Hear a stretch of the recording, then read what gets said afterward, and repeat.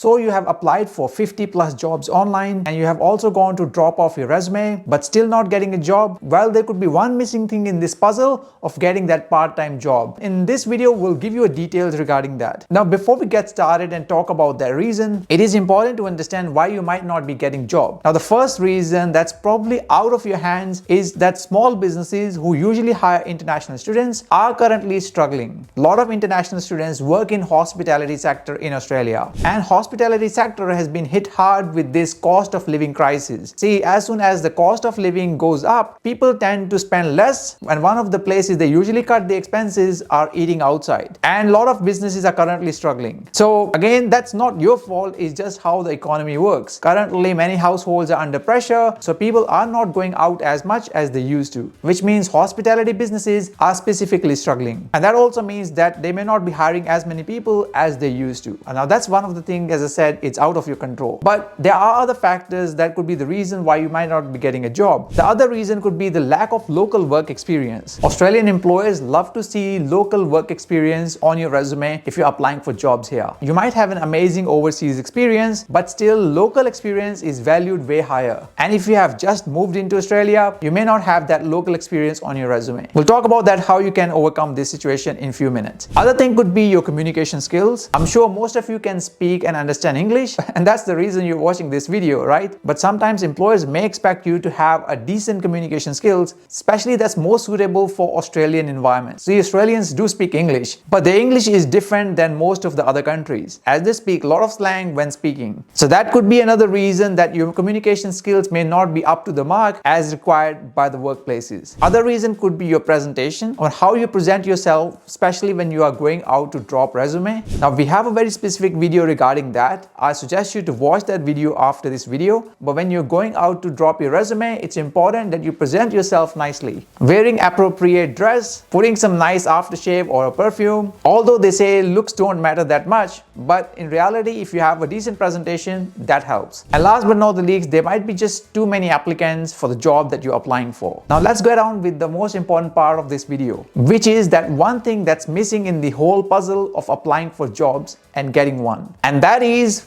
follow-up. So what is follow-up?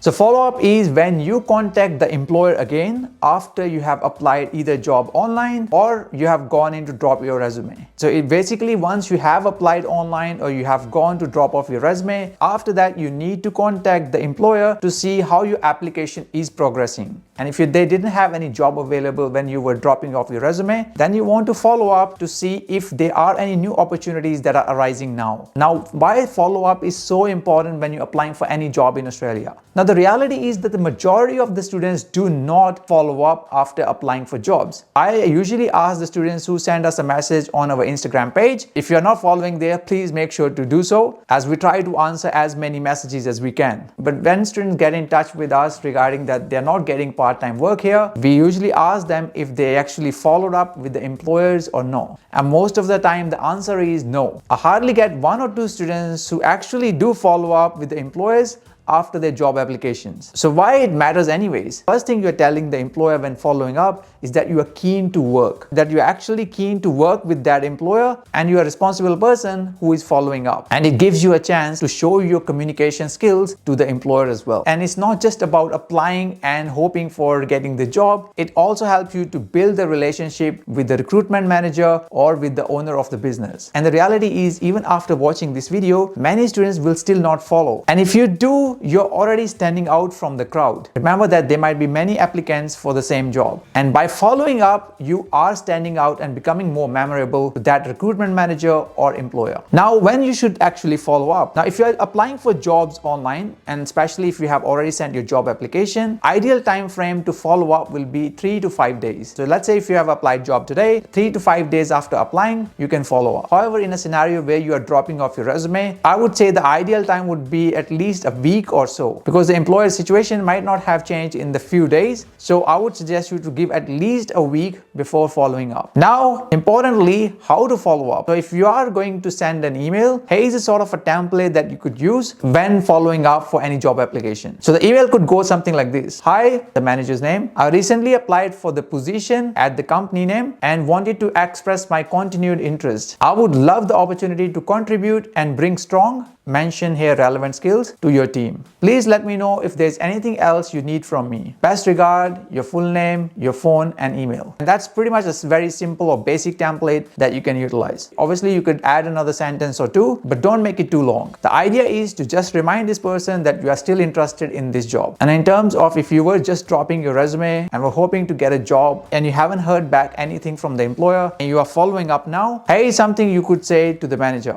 Hi, I dropped off my resume last week for any part-time work in your business. I just wanted to follow up and check if you are hiring now, or if you have any questions about my resume or skills, I'll be more than happy to answer. Again, I suggest you to make sure to go at a quieter time for the business, especially if it's a hospitality business. It can be anywhere between 2 to 4 p.m. and make sure to speak to a manager, not just any staff member. Now, the reality is, even after following up, some of you might not be getting a job right away. In that case, what else can you do? Here are my 5 bonus suggestions for people who are still watching the video. The first one is, because you may not have a local work experience, I suggest that you start doing some volunteering. Look out for some volunteering opportunities in your local area. You can find some local charities like Winnie's or Salvation Army, or some religious institution. For example, if you're going to temple or a church or a mosque, you can start volunteering over there. Some of the religious organizations also run their own cafes and restaurants, and you can offer to do some volunteer work over there as well. The next thing I suggest you to do is to improve your soft skills. While you may not be getting a job right now, it's important to keep honing your communication skills, and also try to learn how to pronounce certain words, especially in Aussie English. There are plenty of free resources available online that you can utilize to improve that. Also, I suggest you to undertake some short courses while waiting for jobs. Yeah, it's a bit of an investment that you may have to do upfront, but that could pay off really quickly. So courses like RSA, RSG, course related to white card, aged care,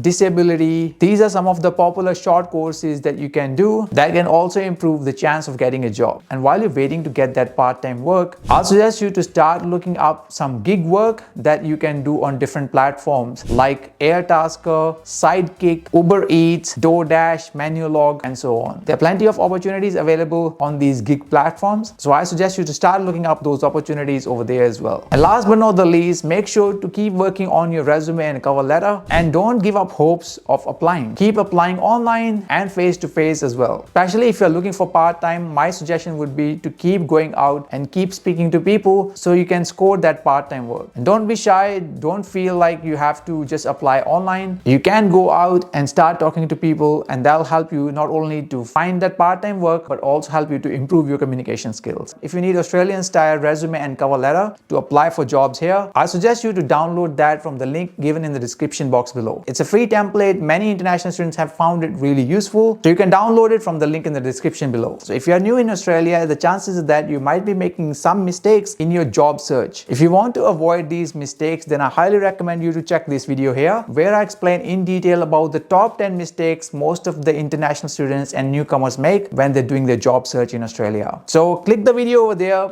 and I'll see you there.